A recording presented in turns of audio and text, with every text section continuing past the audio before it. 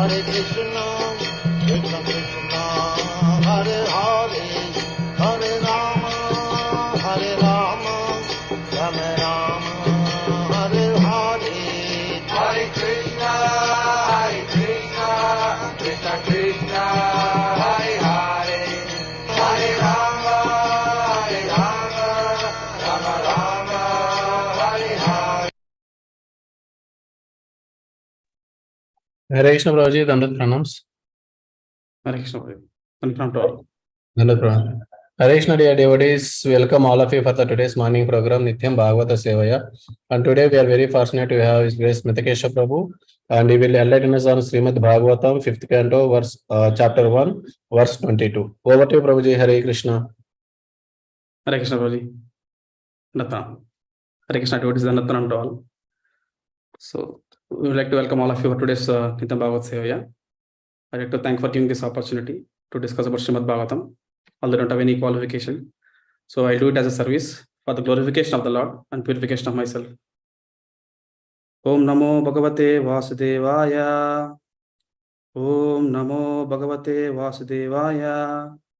Om Namo Bhagavate Vasudevaya. Narayanam Namaskritya Naram Chaiva Narottamam Devim Saraswatim Vyasam Tato Jayam Dhirayet Nashtaprayeshu Abhadreshu Nityam Bhagavata Sevaya Bhagavati Uttamasloke Bhaktir Bhavati Naishtiki Krishnaya Vasudevaya Devaki Nandanaya Cha Nandagopak Kumaraya Govindaya Namo Namaha.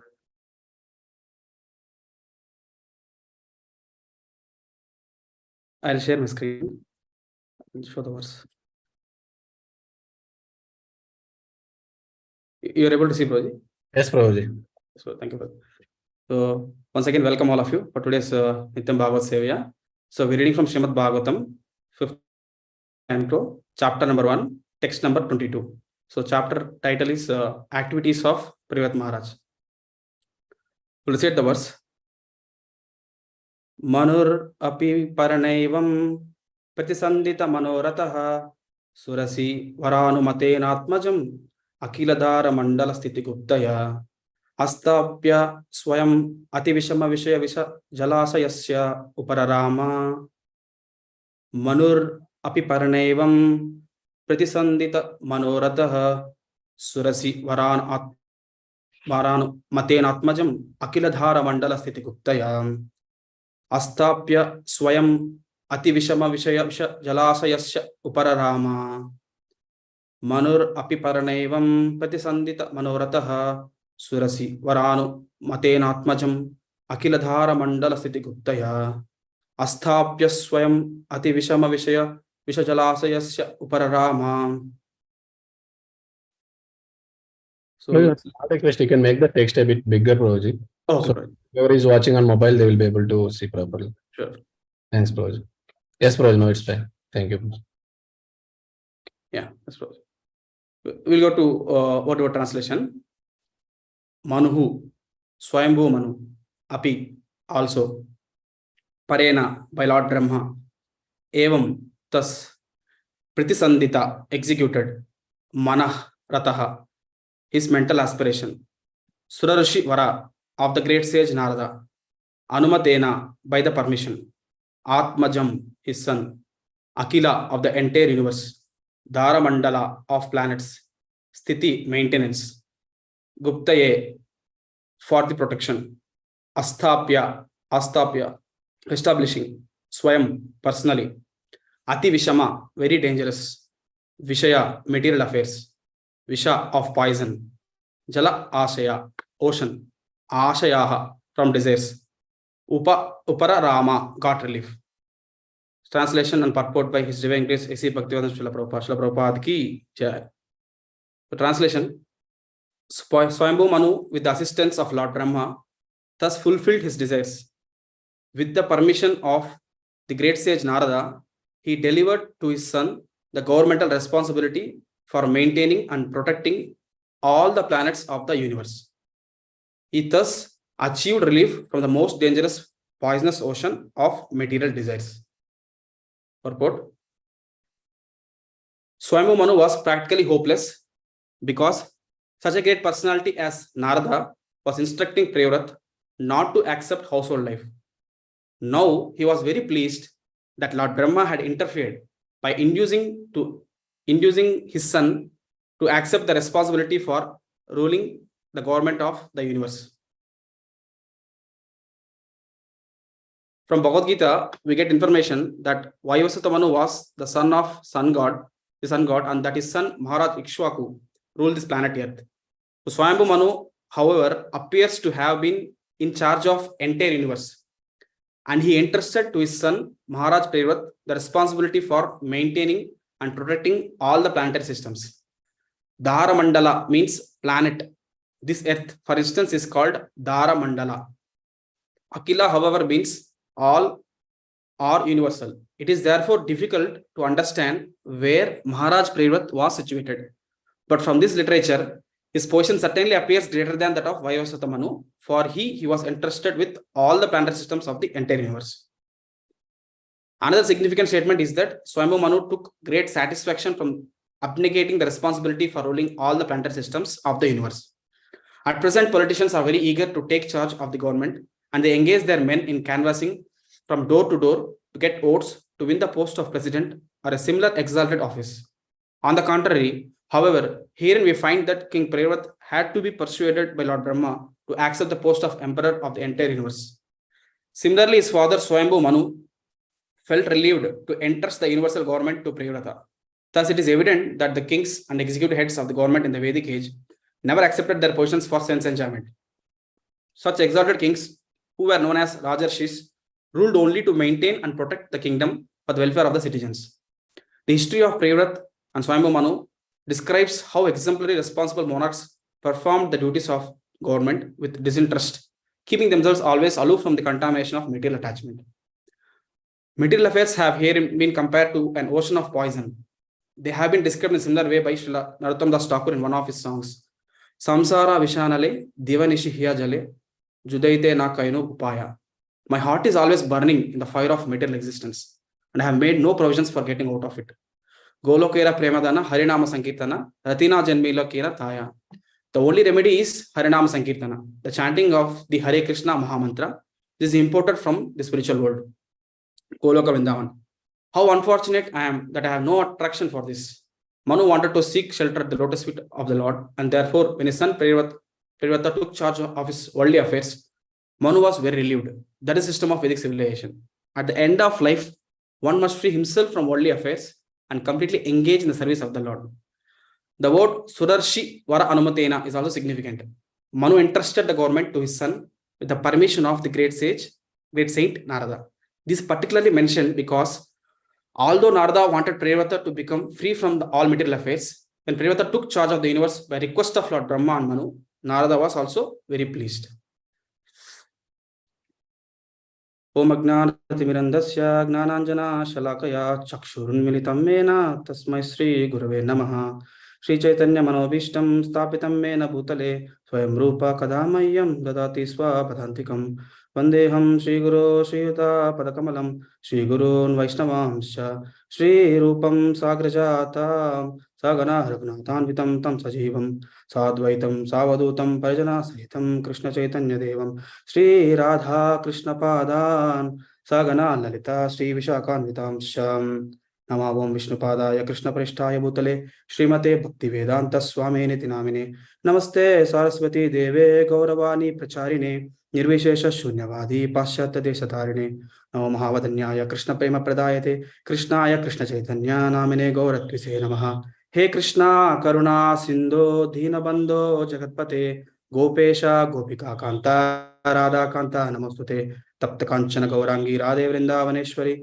Rushabhanu Sute Devi Pranamami Haripriye Vancha Kalpatarubhyascha Kripa Sindhubhya Evacha Paditanam Pavanebhyo Vaishnavebhyo Namo Namaham Jai Shri Krishna Chaitanya Prabhu Nityananda Shri Advaita Gadadhar Shivasadi Gaur Bhaktarunda Hare Krishna Krishna Krishna Hare Hare Hare Rama Rama Rama Hare Hare.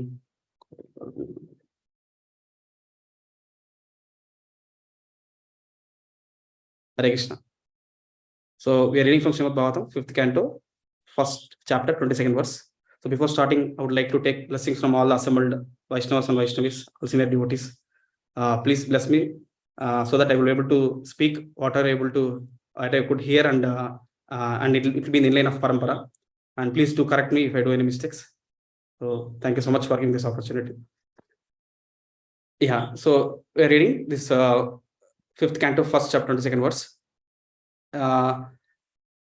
Just before starting, I just want to also just discuss some points about the context, what we are reading in fifth canto, and then we'll just see the verse meaning. So I just made a few notes. We can discuss like as usual. We can just from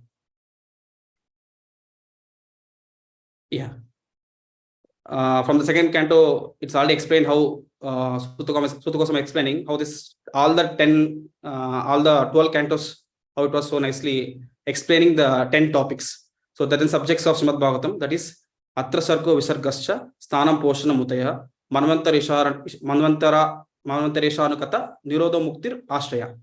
So we are discussing now Visarga. So first is Sarga, that is universal creation by Supreme Lord. The second is Visarga, that is secondary creation by Lord Brahma. So the fifth canto also deals with Visarga, that is secondary creation of Lord Brahma. Also some part of Sthanam, that is positioning the living entities. So that is also there, because if you'll see in further slides, the creation of Brahma means here Brahma's son is Swayambhu Manu. So that Swayambhu Manu's dynasty we are just now discussing in fifth canto. So and then after some chapters we also discuss about the position of living entities in the material universe. And now like how Bhagavatam is not different from Krishna. So it's all compared to Krishna's body parts. So here the fifth canto is compared to Navis. It's a navel of Lord Krishna.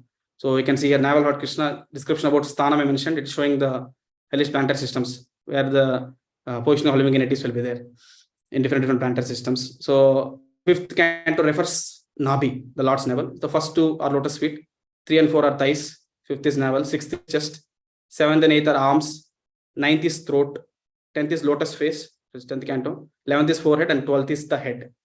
So and then so just to understand like where we are currently, so we know that how Brahma's son Swayambhu Manu, and he married Shatarupa.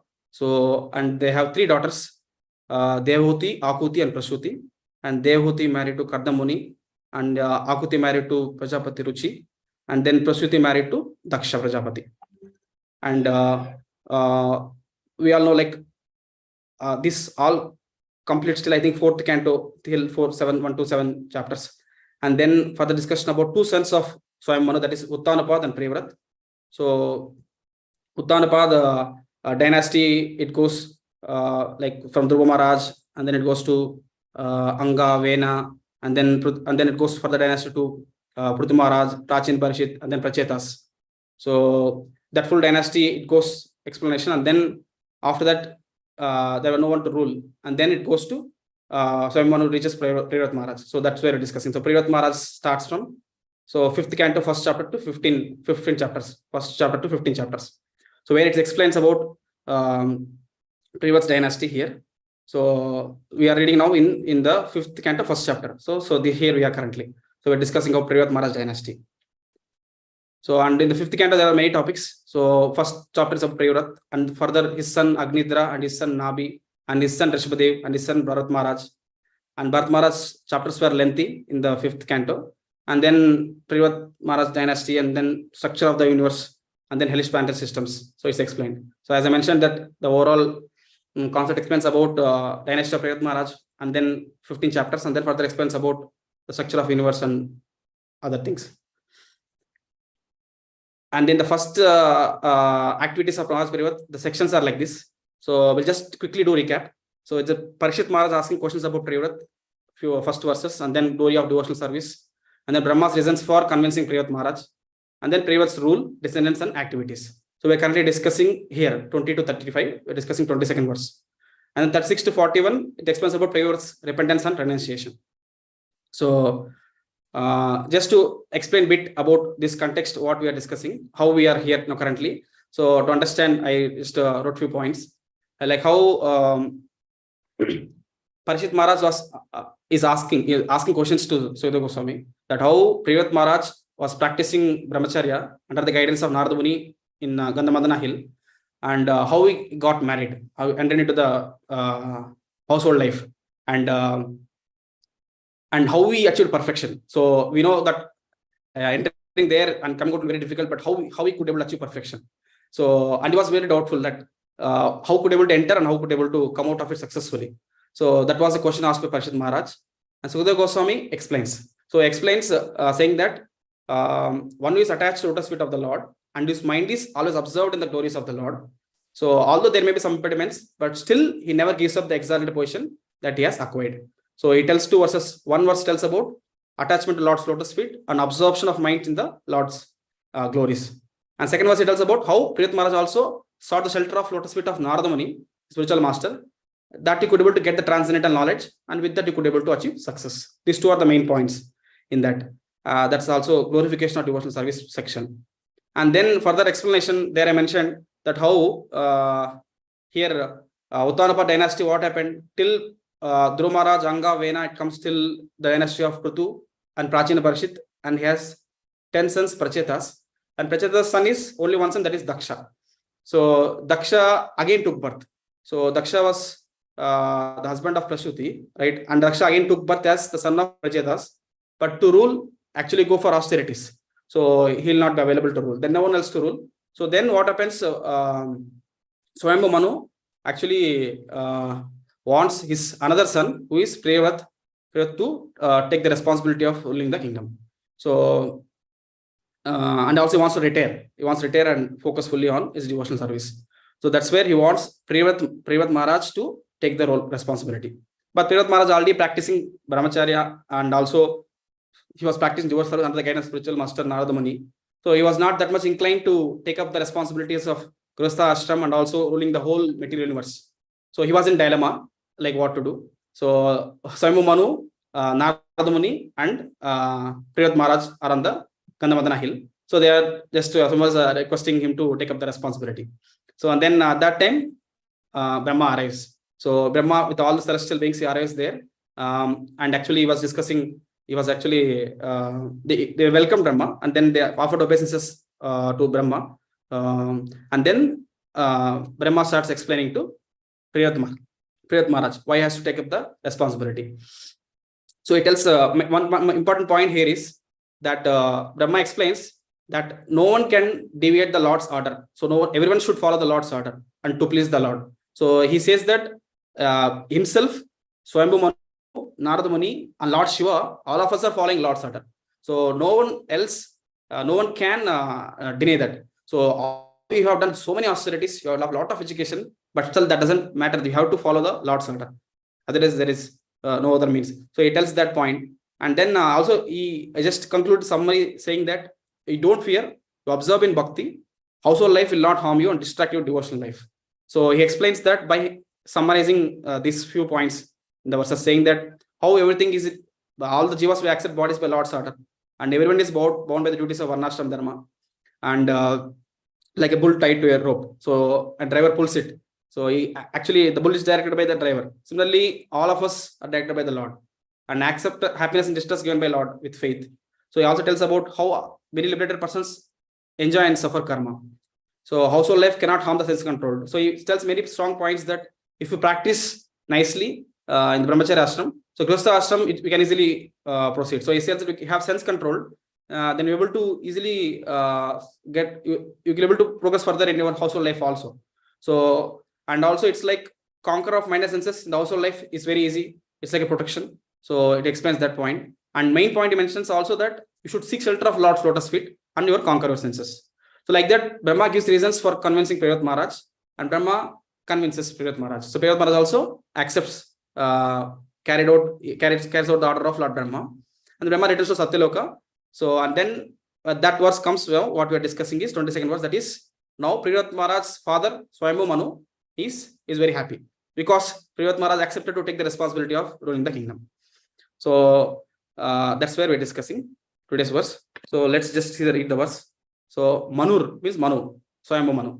Api Paranevam. So Parena means by Lord Brahma. Pratisandita. by the help of Lord Brahma, what he did, he executed. What is that? Manoratha. Its heartful desire. He executed its desire. So we'll see what is the desire. And then Surarshi Varanu Matena Atmajam. Surarishi, that is Narada Muni. Varanu Matena, by the acceptance of Narada Muni. Narada Muni also was pleased. Not the Narada Muni was not displeased that Prabhu Maharaj was taken for Grihastha Ashram and also ruling the entire kingdom. And Atmajam, who's Atmajam? Manu's Atmajam is Prabhu Maharaj. So Atmajam Akila Dara Mandala. Akila, all Dhara Mandala means all the planetary systems, including Earth, everything, all the material universe. Sthiti Guptaya, protection, was given to his son Atmaja, that is Swayambhu Manu. Astapya Swayam, Astapya established. Swayam Ati, so Swayam established that. How Manu, with the help of Lord Brahma, executed his heartfelt desire, that is giving the kingdom protection under the control of his son Akila Dara Mandala Sthiti, all the planetary systems. So to his son is Swayambhu Manu by pleasing Narada Muni also. Narada Muni also accepted it. So the word it shows here Atvarenu Anumatena, permission, by the permission of Narada Muni. So he was able to establish that whatever he wants to give the responsibility to Prabhu Maharaj. Ati Vishaya Vishajalasayasya Upararama. So Upa Aram. So we call relief na. So Swayambhu Manu got relief from where? Ati Vishama Vishaya Vishajalasayasya. So Ati, it's a fully dangerous, poisonous ocean of material desires. So that's what he tells about the material world. So and then he tells that he's getting relief. Who? Swayambhu Manu. So Swayambhu Manu is feeling happy. That's the overall context. By saying that my heartfelt desire has been established by the help of Brahma, by the permission of Narada Muni. My son has been taking care of all the planetary systems for protecting it. So that I will be free from the most dangerous, poisonous material ocean of all the desires. So that's what Swayambhu Manu is saying now.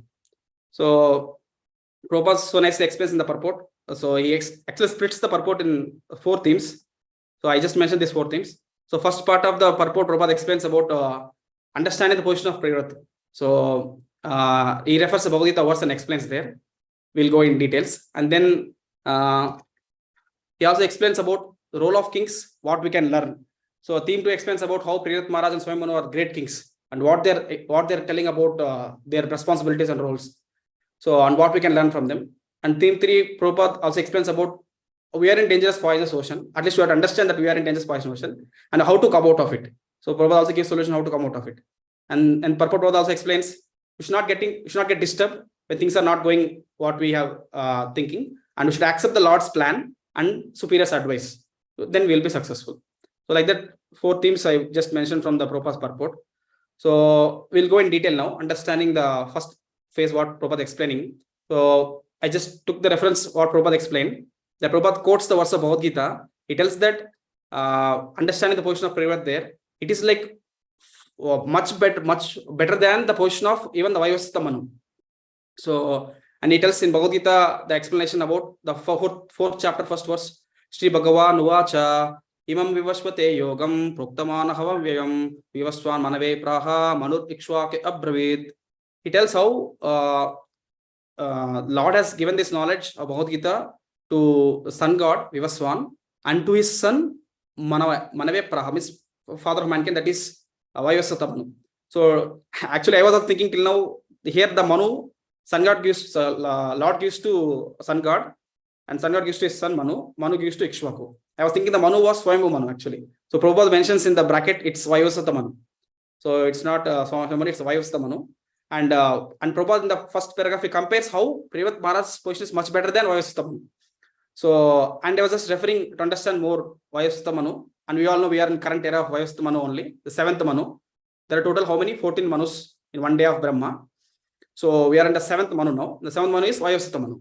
So and the Vayasvata Manu, who is he? So it comes past time of Matsya Avatar. So we all know that past time how Lord comes in the form of Matsya Avatar to protect the Vedas from the Asura called Hayagriva. He has stolen all the Vedas. So Lord here and actually the Hayagriva goes and hides inside the ocean. So Lord took the form of fish so that Matsya Avatar, so he could protect and kill the demon. And that's first time. Again, Matsya Avatar comes in the reign of Chakshusha Manu. So the first Matsya Avatar comes in the reign of Swayambhu Manu. The second comes in the reign of Chakshusha Manu, where the king Satyavrata, so actually he was performing the austerities of drinking only water and also offering oblations to Lord in the river Kritamala.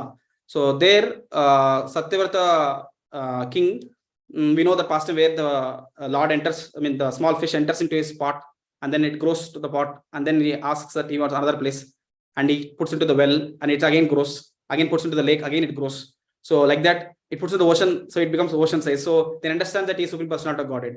So there actually explains that there is a whole pralaya used to come and it will get devastate everything. So I'll come as a Matsya Avatar. You make sure that all the rishis, all the herbs, plants, so everything you should arrange in this ship tied to my horn, and you'll be protected. So like that it tells. So and then Satyavrata king accepts the order and does as it is. So whatever Lord explains to him. So that same Satyavrata Muni, actually he takes birth as Vayasutha Manu. He's a son of sun god and is also called as Shraddha Deva. So that Vayasutha Manu, and generally the role of Vayasutha Manu is very high, because all the Manus, they set the rules for the mankind. So that's their position. So yeah, Prabhupada explains in the purport that his position is certainly appears greater than that of Vayasutha Manu, for he was interested with all the planetary systems of the entire universe. So Prabhupada referring the word Akila Dhara Mandala. So it's like we can understand the Prabhupada's position. So how exemplary that he is greater than the Manu's position. He's taking care of the whole planetary systems. And then further also we know that how he with his chariot made the 7 marks with lands and oceans, and his sons ruled them. So that also we know. So like that we understand previous portion, and also Prabhupada explaining from both the verse, referring how he's so greater than even Manu Vayasutha Manu. So that's one want to discuss. And this just understanding about the life of Brahma. Like we know how 14 Manus are there in the life of one day of Brahma. So next, Prabhupada also explains in the next part of role of kings and what we can learn. So in this point where Prabhupada explains, here we are seeing how Swayambhu Manu is also wants to retire from his managerial responsibilities of taking care of the universe. So and Grostha Ashram go to Vanaprastha Ashram. So like that he was planning. So to do that, execute it, someone also take care of responsibility. So that's where he was requesting his son Priyavrat to take up the responsibility. So you can see how he's not attached to his post that you want to rule and to enjoy. No, he's setting an example that we should actually time to focus on devotional service fully and achieve the mission of human form of life. So, but Prabhupada explains in the current context how current politicians are like they're attached to the post and they're very eager to take charge of government. We are seeing also currently the many people even at the age of 70, 80, 90. So they want to still attach to the post. So they don't want to come out of the post only. So it's explained, the Prabhupada explains purport that all the heads of the government, they never accept the posts for sense enjoyment. So that's now contrary. So they accept the post for doing so many things. So their own selfish desires, but that is wrong. So they should be having selfless. They should be selfless. They should serve the citizens. So it's explained that there should be Raja Rishis. There should be Raja and there should be Rishi. Both they should be combined. So that is like they rule to maintain and protect the kingdom for the welfare of the citizens. So that's where Prabhupada explains that king should be like Raja Rishis. So how the Swayambhu Manu, Priyavrat, like that. So and in the same purport I was reading, Prabhupada so nicely explains how the kings should be. Is explained here in this. I'll read this paragraph. Human life is meant for cultivation of spiritual knowledge in eternal relationship with the Supreme Personality of Godhead. And the executive heads of all states and all planets are obliged to impart this lesson to citizens by education, culture, and devotion. So Prabhupada explains so nicely here that all the executive heads of all states and planets, they have to oblige to impart this lesson. That is the cultivation of spiritual knowledge and our eternal relationship with the Supreme Personality of Godhead by the education, culture, and devotion. In other words, executive heads of all states are intended to spread the spans of Krishna consciousness so that people may take advantage of this great science and pursue a successful path, utilizing the opportunity of the human form of life. So Prabhupada makes a clear point that we should not misutilize the human form of life. It's a rare opportunity. Out of 84 lakh species, there is one form of life which helps us to again revive our relationship with the Supreme Personality of Godhead. And Prabhupada also mentions in the purport that our Krishna consciousness movement is doing this. So to educating the citizens about the culture of spiritual knowledge and connecting with the Supreme Personality of Godhead, and also spreading the Krishna consciousness. So the Prabhupada mentions that. This point was very striking because all the executive heads should practice this. So, and also we have seen in scriptures how it has been implemented. So we can see like how many Raja Rishis, like Yudhishthira Maharaj, we know the whole point of conducting the Rajasuya Yajna was to establish that Krishna is Supreme Personality of Godhead to everyone. Not that he want to show his fame. So the point is that he want to show everyone that Krishna is Supreme Personality of Godhead. And Parikshit Maharaj, we know how he also taken importance of hearing about the Lord and Lord's glories. So he dedicated his life for hearing itself. So, and he also shown his way how we should actually hear Krishna Katha. Ambarish Maharaj is a very nice example. So where the role of a king plays a major role. So Ambarish Maharaj himself is not following. All the citizens in his kingdom were following so nicely by seeing the exemplary character of Ambarish Maharaj. So I heard that Ambarish Maharaj went to the place where following Ekadasi, whole village was following along with him. And if he break the fast, all of us will break the fast. So that's the practice of Ambarish Maharaj. So how the citizens are in the kingdom. And the famous verse from 9th canto of Srimad Bhagavatam, Savai mana Krishna padara vindayor vacham sivaikunta gunanu varnane karor harer mandiramarjanadishu sutam chakarachyuta satkatodaye. So how Ambarish Maharaj engaged all his senses in Lord's service, his mind remembering Krishna, his hands in serving devotees, cleaning temple, likes to walk to temple. So like that, he set an example like how we should, although he's in ruling the kingdom in Grihastha ashram, but how he engaged all his senses in Lord's service along with mind. So unlike Janak Maharaj, so we also heard about Janak Maharaj, how he was exemplary in ruling the kingdom and also following devotional practices. So, and then Bharat Maharaj, we all know how Bharat Maharaj also, although Bharat Maharaj was taking the form of deer, but you can see his practice, so determination of practice, and also show an exemplary way how he practiced devotional practices. So there are so many kings from Srimad Bhagavatam. We can see how they set an example like Raja Rishis, giving importance to cultivation of spiritual knowledge. So, and they have trained, they preached, they live an example acharyas in their life. So that means that's the only way what we can practicing this devotional services. So what was given to us by Srila Prabhupada, that link is attachment for the Lord, and we completely free from all material desires. So we can learn from this life of so many great souls. And how we should not be and how we should be. So that explains Prabhupada in this second part. And even Prabhupada himself set an example of Acharya. So Acharya means what he follows what he's saying. So how Prabhupada should travel all over the world and preach Krishna consciousness. So he doesn't have any jet lags or something. So he could able to wherever you go, he peacefully attend Mangalarti, practice write translations. So sleep only 2 hours a day. So whatever he's saying, he's practicing so nicely. So he's exemplary in his practice, and he's preaching by an example. So all the Prabhupada disciples, so we are seeing how exemplary they are. So although their health conditions are not permitting to do the service, still they are overcoming all and showing compassion for all of us. So, and they are actually preaching all over the world. So such an example we have, all of us. So like one point we can mainly learn from this theme is we should be like more responsible to engage ourselves, to observe in our practice nicely, and should preach by our example. That is the main thing we should actually practice. So that's an offering to all the acharyas and parampara. So yadyat acharati shreshtas tattat evatara jana sayat pramanam kurute lokattat anuvartate. So whatever action a great man performs, common men follow, and whatever standards he sets, exemplary acts, all the world pursues it. So that's important. As a teacher, as a parent, everyone has their own blade to play the role. So we should be very careful in whatever we are doing, so that people will follow whatever we're doing and they'll criticize. So we should be very responsible in our practices very sincerely.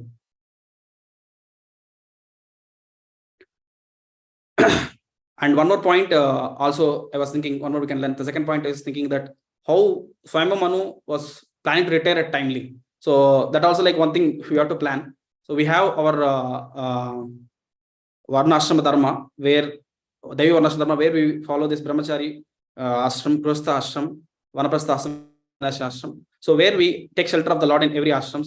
So as progressing that, the meaning of that is we have to increase our Krishna consciousness more and decrease our material affairs less. Decrease the material affairs and increase the Krishna consciousness.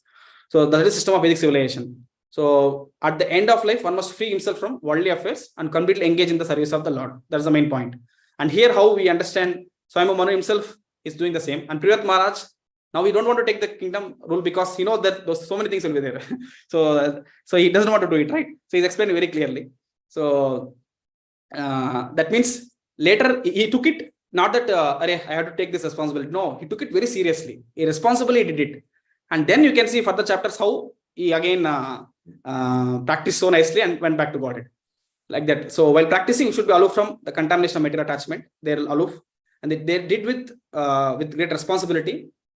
And keeping themselves aloof from the contamination of material attachment. Like that, how they perform. So I'm moving on Privat Maharaj. That we can easily see, right? So, and their conversation also explains it. So like that we should be. 2 points. 1 point is we should be very responsible in setting an example by following the practice nicely. And second thing is we should also plan how we can focus more on spiritual life as the age progressing. And as per the Varnashram Dharma, we have to take up the practices. The second point. And then going to third point. So Prabhupada also explains about so that Ati Vishama Vishaya Jalasayasya. So the word explains that's a dangerous poisonous ocean where someone is getting relief. So there Prabhupada explains very nice points, and he quotes Narottam Das Thakur's Vaishnava song. So how material affairs have been compared to ocean of poison. So why it is compared? So I was just referring to earlier fourth canto verses. So actually it was mentioned that we identify ourselves with this body, and we actually forget our connection with Supreme Personality Godhead. This world makes us to forget our connection with Supreme Personality Godhead. That's where we are lost. So especially it tells about attachment to women, and then we contemplate on so many things so that we forget our identity. There's the eternal servant of Krishna. So Jivera Swarupoi, Krishna Nityadas. We forget about it. So and then we take up body again and again, and living entity perpetually suffers in the threefold miseries of material existence. So we keep coming again and again and keep suffering again and again.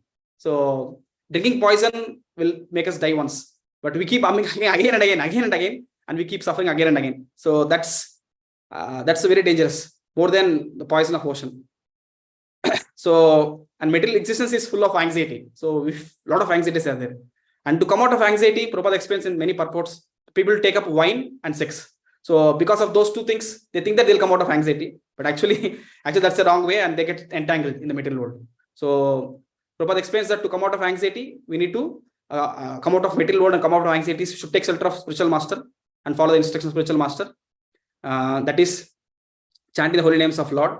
So Prabhupada explains that in further Narottam Das Thakur prayers in Hari Hari Bifale Janmagona. And in this, Prabhupada quotes this. And here also explains about the Samsara Vishanale. So that word it tells. And Prabhupada tells that Golokora Premadana Harinama Sankirtana. The only way to come out of this material world of full of anxieties and full of miseries is chanting the holy name, which comes from spiritual world directly. That is Hare Krishna, Krishna Krishna, Hare Hare, Hare Rama, Rama Rama, Hare Hare. So that's the only way Prabhupada explains.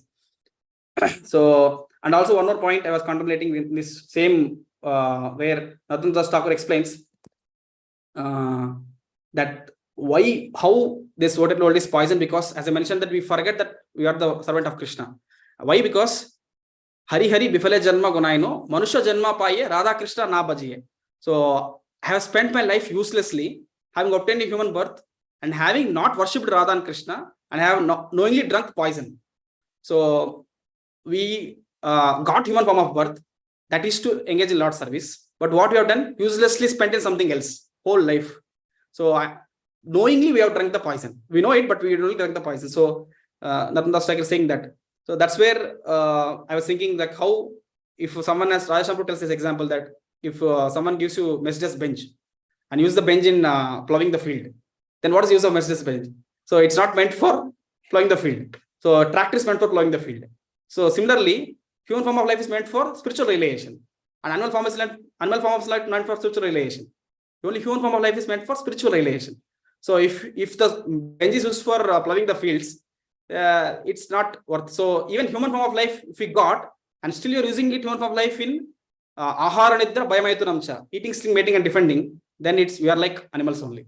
So that's the point Prabhupada's explaining here. So and then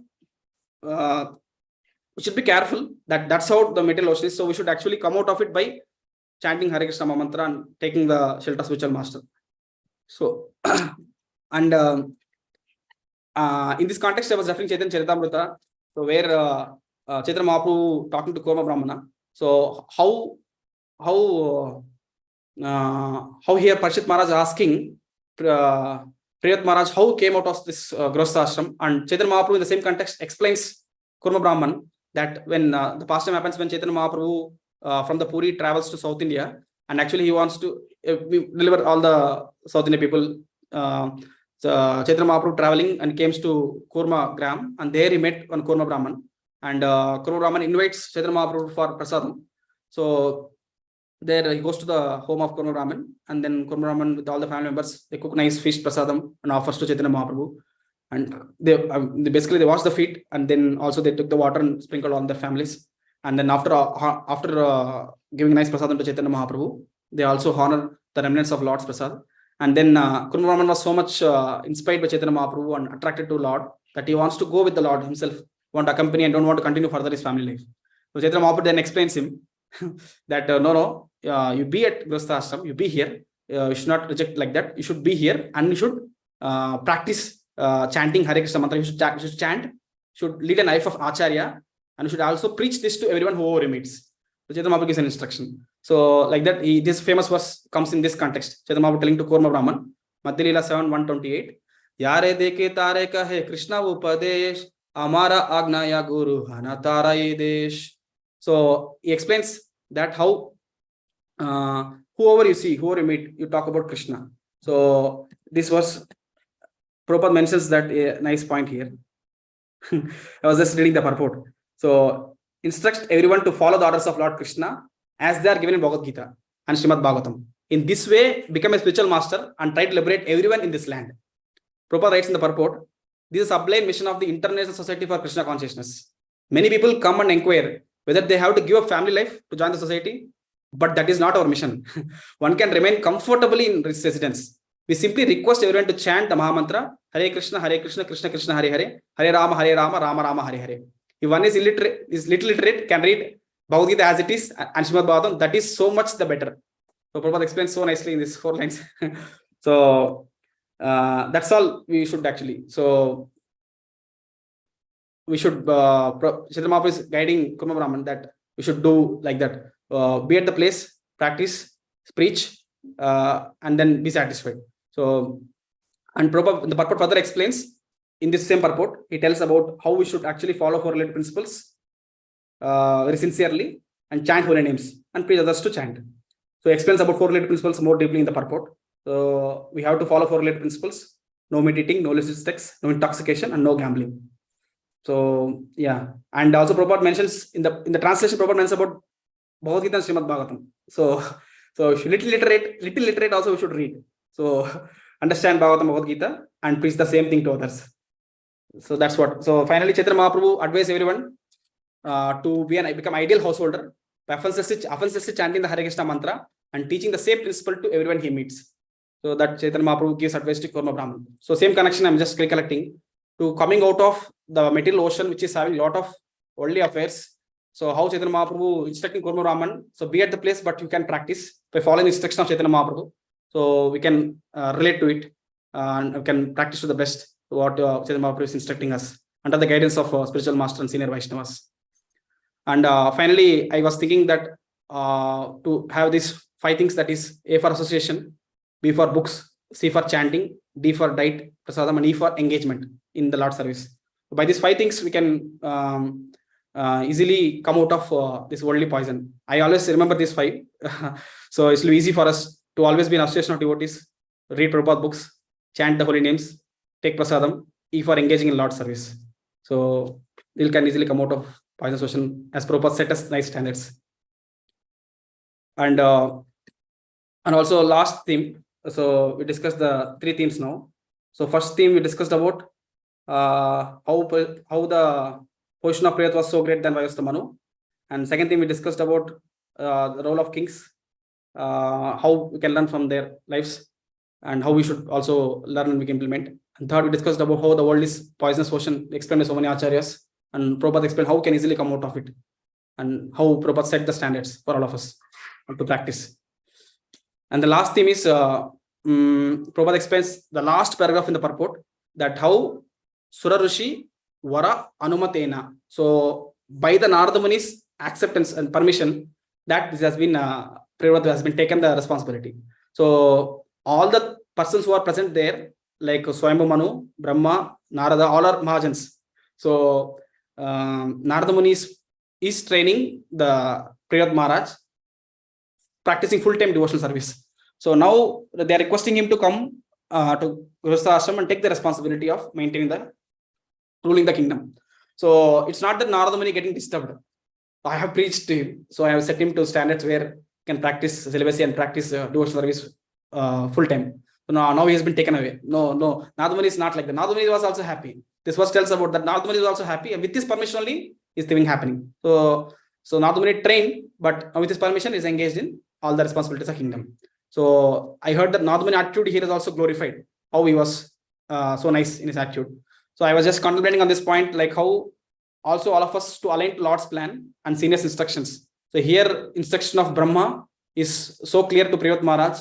I accepted the order immediately, and also Swayambhu Manu. So similarly, we should also follow in the footsteps of Lord, footsteps of seniors, how they are doing.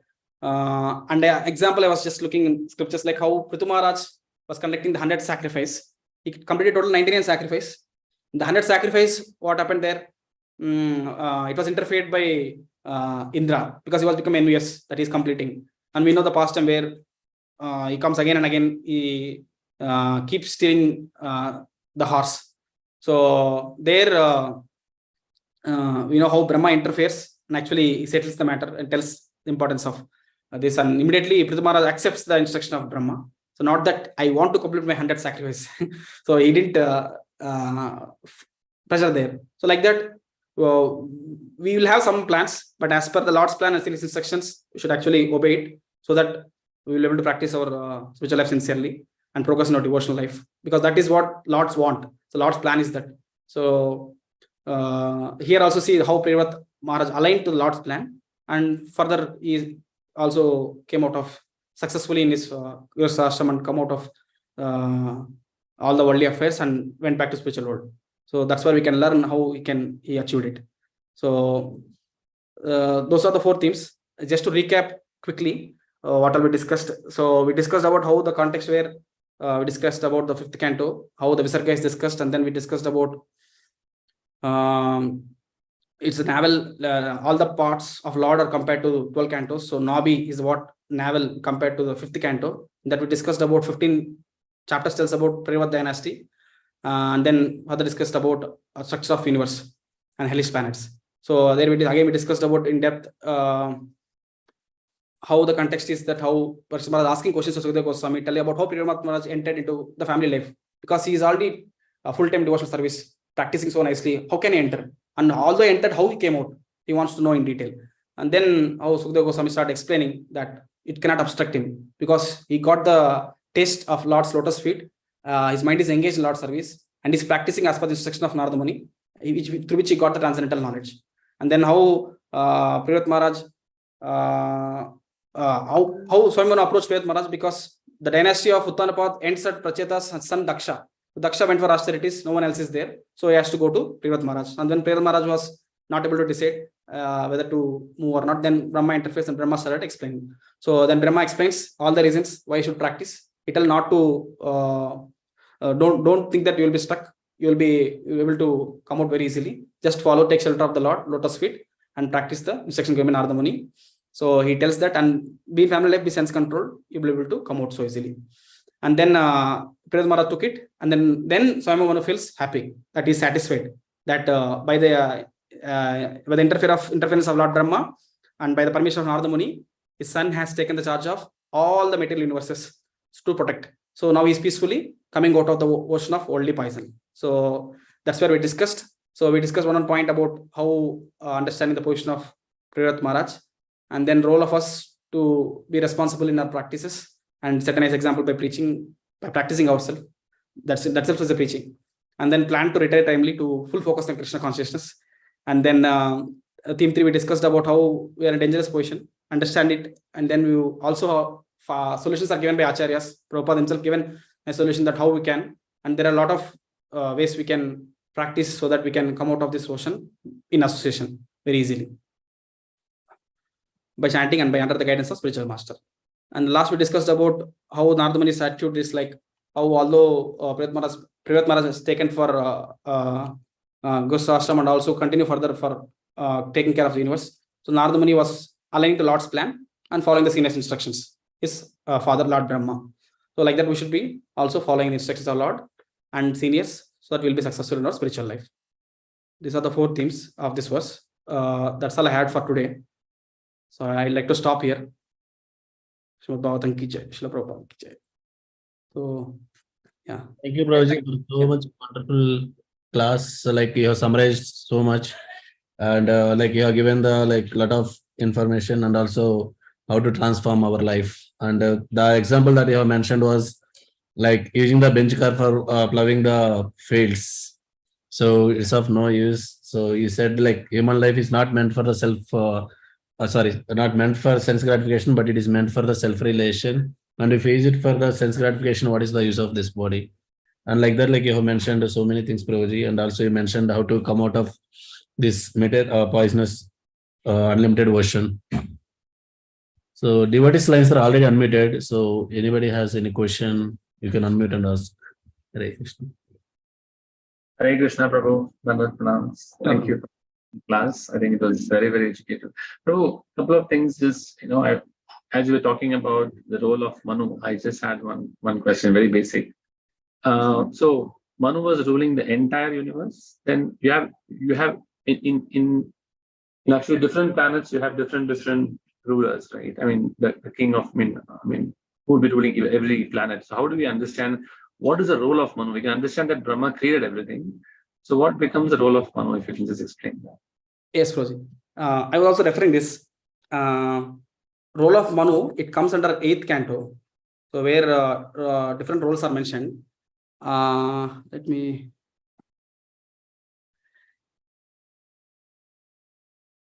I just stopped it, but yeah, in that 8th canto, in every manvantara there are total 7 things are important. I don't know, somehow I kept that one chart. Let's quickly pull it.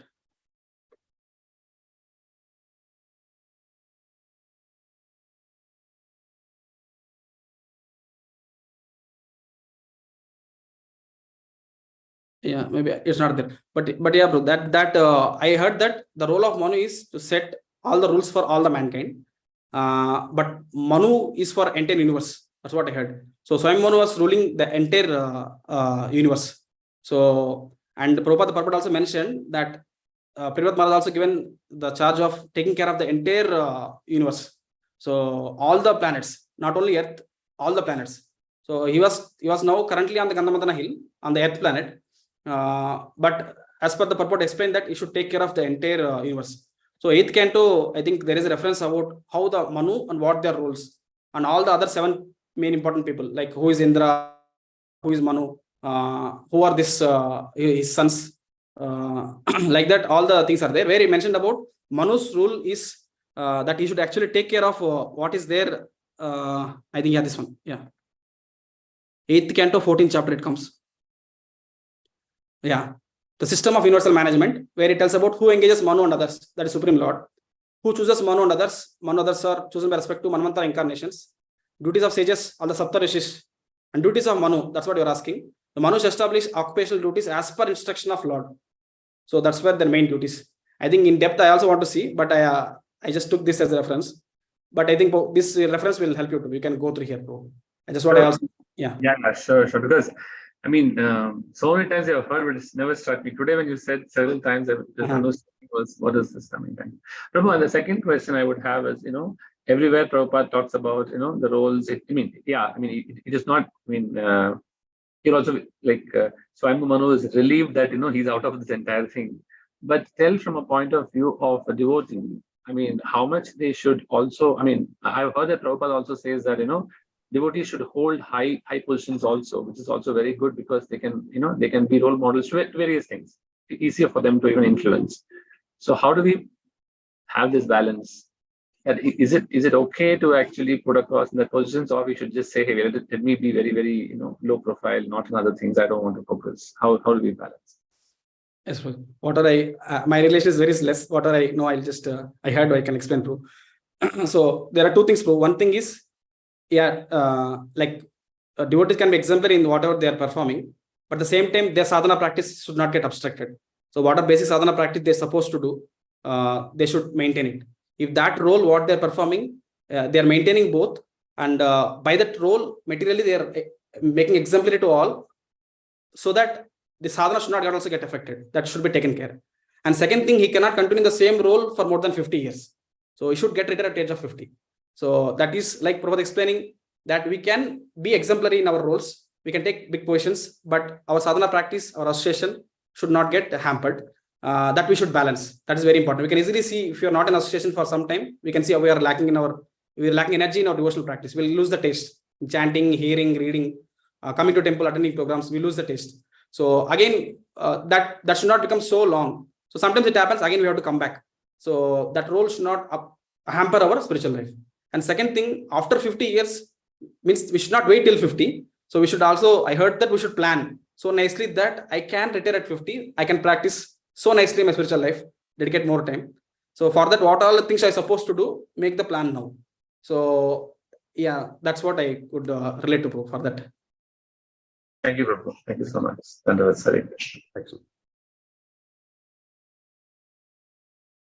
Hare Krishna, Prabhu, Dandavat Pranam. Excellent class, Prabhu. Prabhu, if we tell them that from 50 years you should start planning, but now you said you have to plan earlier and you should go Vanaprastha by 50. But if we tell them by 50 you should start practicing and by 60 you should do, they laugh at you.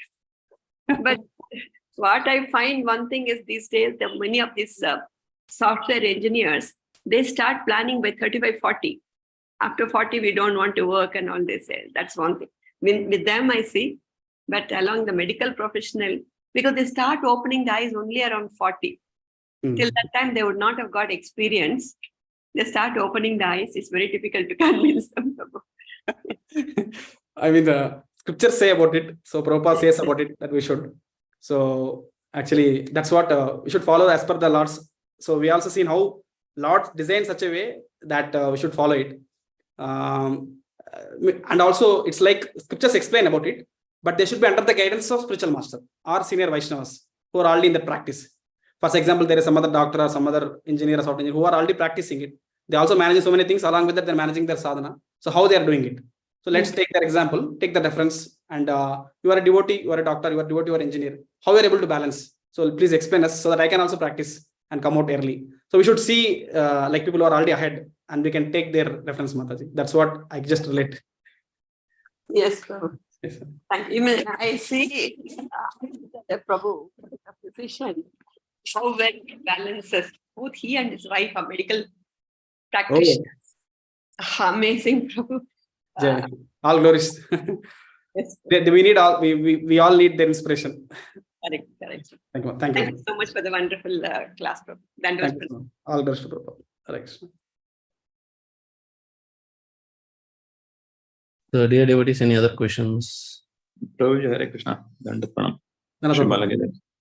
Prabhuji, wonderful class, and you touched upon all the aspects in the purport, Prabhuji, what Srila Prabhupada has given. One aspect that I was thinking is, so Narad Muni is a Trikaldarshi. He knows what is going to happen. So now he came. He was preaching to pray, and so that he gets ready. And then suddenly Swayambhu Manu comes and then he is requesting that he take up the responsibility. So that's what I was thinking, Raji. It is very important for our children also that at the young age to take that and have some guidance, spiritual guidance, so that they can be ready to take up such responsibilities and deliver that in the proper way so that he also can give it to others and retire early. So yes, that's what I was saying, how important it is that we take it up in an early age and then the correct guidance. Yes, Prabhu. So yes, but that's a really important point, Prabhu. I think that's where now next generation of ISKCON. So all our children's. Yes. Yes. That's right. Thank you so much for sharing. Thank you so much for the class. Hare Krishna. Hare Krishna, Prabhuji. And Pranam, thank you, Prabhuji, for a very nice overview you gave and also the specifics of our responsibilities. With respect to this, retirement, last Sunday, we had a discussion with Kalachakra Prabhu, His Grace Radharaman Prabhu, and it was a good discussion actually. One point that came up was that it has to be really, individual specific actually. The general rule is that yes, you have to retire at the age of 50. But, at the individual level, we have to really see, are we ready? Because what he said, Prabhuji said was, it should not be the case that you retire at 50 and there are other devotees who are continuing the, their, professional career. And, they may be doing more devotional service than you. And also they may be, materially progressing. And you should not start lamenting that, I do a mistake by retiring at 50, whereas that devotee is doing more service and also, he is professionally progressing well. And so, we should be very, very clear what we want to do, how we want to do. And for that, even if you are retiring at 50 and if you are going to do a full-time service, and there should be, some kind of activity that we should be doing before retirement, like, when you are 44 or 45, 46, that time, with the available time, how much seva we are ready to do and how much we are doing it, how sincerely we are doing it. So he said, it's extremely important that, how we do it actually. So it's a very individualistic, method. And as I think you said, we have to take the guidance of the senior Vaishnavas who travel through the path, and so that, otherwise it will be, we will start lamenting and we will neither be in the material life nor be in the spiritual life. That's what you was telling. Yes, well, yeah, that's good. Thank you for sharing, Prabhuji. Maybe whatever my understanding is, my relation is very less. So all of our senior devotees, actually, you please add, Prabhuji. So whenever I tell something, yeah, thank you so much Actually, for. I was talking to one Prabhu, same question, Prabhuji, when should I retire? So he was, and that devotee is well placed in material life and sadhana also. Okay. So he says, why do you want to retire? You continue whatever capacity you continue and give it to the temple or go into your spiritual master. Do that. No? So just follow it on sadhana. Yeah. But if you can continue and give it. That is a dharma of the grahastha also, to support. Yes. So that's one other aspect. But as Sankarshan Prabhu said, it is very individualistic. That's a wonderful point. Yes, thank you. Thank you, Prabhuji. Thank you for sharing, Prabhuji, and correcting. Not correcting, Prabhuji. I was just adding, no correction. Adding, Prabhuji. No, maybe as I mentioned, someone will take as other perspective of it, but Prabhuji may nicely mention about it. So definitely it should be individual perspective under the guidance. So yes. Okay, Prabhuji, due to time constraint, now we can end the class here with Vaishnava Pranam. Yes, Prabhuji. Panchakalpataभ्यश्च कृपासिन्धुभ्य एव च पतितानां पावनेभ्यो वैष्णवेभ्यो नमो नमः। अनंतकोटि वैष्णववृंद की जय। वैष्णव प्रभुपाद की जय। Srimad Bhagavatam ki jai. Thank you, Prabhuji, for the so wonderful class, and thanks all devotees for active here. So now